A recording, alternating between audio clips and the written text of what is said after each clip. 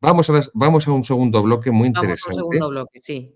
que creo que habría que empezarlo, y esto es yo por deformación profesional de canonista, con la legislación eclesiástica.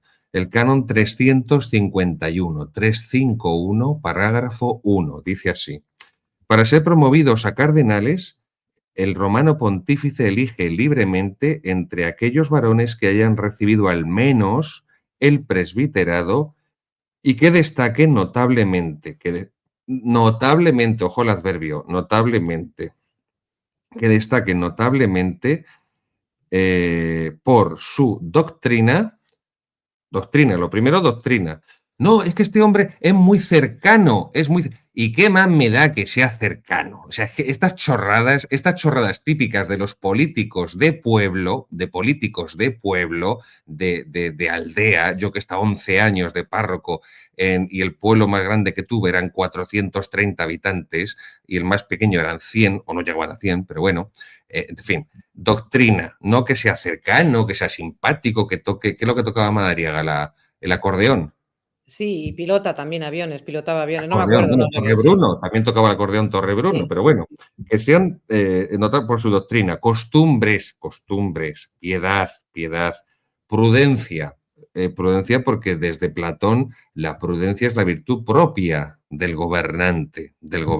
Hay un sermón famoso de San Bernardo que dice San Bernardo: el prudente que nos gobierne, porque es la virtud propia del gobernante. El sabio que nos enseñe.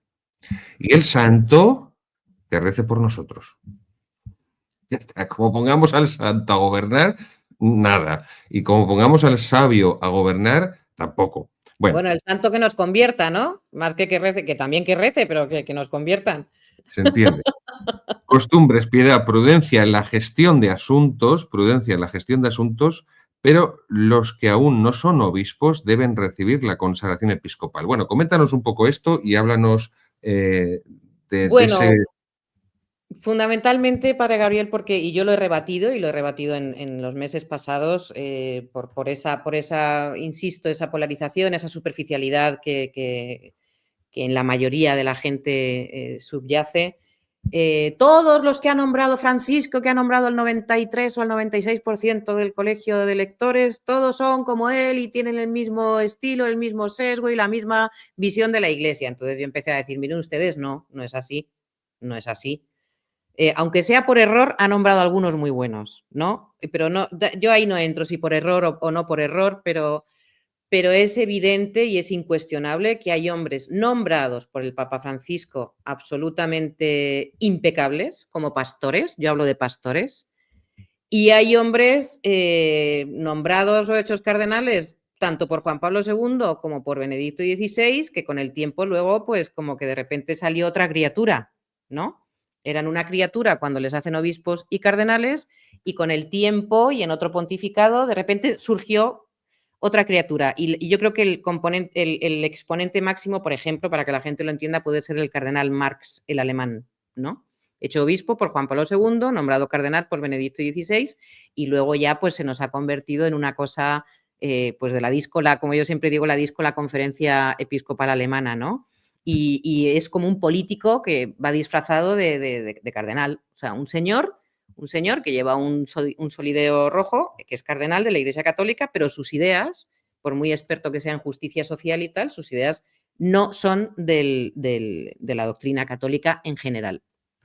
Entonces, ¿por qué hemos leído este número del Código de Derecho Canónico? Porque es una realidad que la elección y la selección de personas, pero esto ya, yo lo he oído, no sé si en tu programa o en otros, al padre Charles Moore, ya viene de lejos, o sea, viene de muy lejos, y a lo largo de la historia de la Iglesia y en el siglo XX y antes y después del Vaticano II, pero ha sido atroz la mala selección en un porcentaje no menor, porque yo no me atrevo a decir todos, jamás podemos generalizar, tanto de nombramientos de obispos, de designaciones como de cardenales. Es así. Pero no podemos generalizar que son todos, porque entonces nos estaríamos pegando un tiro en el pie y no estaríamos rindiendo honor a la verdad, ¿no? Entonces, eso hay que decirlo y hay que dejarlo muy claro. Y en este próximo cónclave, Yo no me atrevo, no puedo decir fiables solo 50 o no fiables solo 30, pero la cosa está, hay un buen número que no sabemos bien hacia dónde se pueden decantar, pero bueno, a lo que voy, que es una constatación que a lo que tiene que invitar al pueblo católico es a rezar y a que las reformas de la Iglesia simple y llanamente vayan como en cualquier empresa que quiere funcionar bien, en nombrar a los mejores. Y los mejores en este ámbito, en el ámbito de la creencia y del ámbito católico, son las personas que por lo menos aspiran a la santidad, porque nadie sabe quién es santo, solo Dios. Y además hay santidades de muchos tamaños, ¿no? Como escuché una vez que me gusta mucho. Hay santidades de muchos tamaños porque es Dios el que capacita a la persona para ser santa. Pero tenemos que apostar y exigir, creo yo, por lo menos empezando por la oración, que en ese sentido la Iglesia desde arriba empiece a cambiar con firmeza, quitando a los que están siendo escándalo o dando mal ejemplo o deformando a la gente en sus enseñanzas y poniendo a los hombres que a lo largo de su trayectoria ministerial dan muestras, primero, de ser queridos por el pueblo, no peloteados, de ser personas queridas, porque eso se nota, es un poco el sentido común, ¿no? De ser queridas, de ser hombres entregados, de ser hombres sacrificados, de ser hombres que aspiran a la santidad, de ser hombres que enseñan, de ser hombres que practican las obras de misericordia y hacen que otros las practiquen. Eso es la Iglesia. Entonces, desde siempre nos remontamos a en las primeras comunidades cristianas. Bueno, pues el mirad cómo se aman. Y hoy en día, tristemente, el mirad cómo se aman, pues como que no nos miran por cómo nos amamos. Entonces, tienen que empezar desde arriba. ¿Se acertará o no se acertará? No siempre se acierta, pero está claro que lo que hemos visto en las últimas décadas es un mangoneo y nombramientos acertados, pero otros nombramientos y permanecer ahí de personas que han cometido auténticos escándalos de toda índole.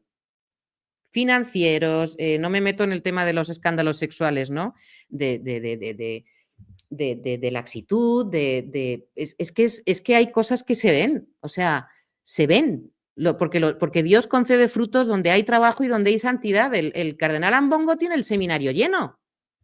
Pues por algo será. O cuando estaba don Marcelo en Toledo, que es tu seminario, y que yo soy de Toledo, estaba el seminario lleno. Y no es que eran épocas pasadas, no, hoy. Hay lugares repartidos por el mundo en la Iglesia donde los pastores son absolutamente descomunales de buenos. Y los frutos están ahí.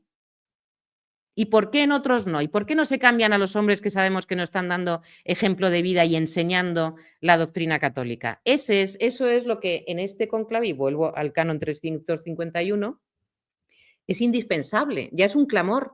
Es que hace 30 años éramos ignorantes. El pueblo católico era inocente, confiaba en sus pastores, creíamos en ellos, por laxitud o por ingenuidad o por sana bondad. Pero hoy en día quizá hay que dar un paso, pero no esperemos que el paso lo den arriba, es que el paso tiene que venir de abajo, empezando por una renovación en el fervor, por una renovación en la fe, por una renovación en la exigencia de lo que necesitamos. Es que es el mensaje de Cristo, es que si tú ves en conjunto en el mundo el catolicismo, todavía es muy pequeñito. Es que hay miles de millones de personas. Mira, voy a contar este ejemplo que a mí me impactó mucho y así es como empieza el vídeo del cardenal Sacco, un cardenal que yo le admiro profundamente. Como empiezo en el vídeo, el cardenal Sacco es el patriarca, es de la Iglesia Oriental, es el patriarca de Bagdad de los caldeos, un hombre maravilloso.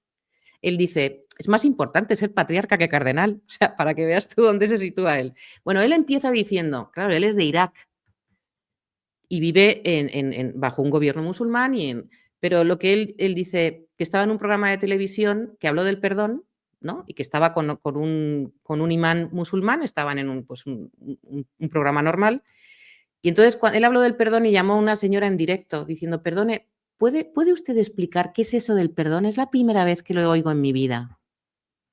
Y entonces él lo explicó. ¿Por qué cuento esto?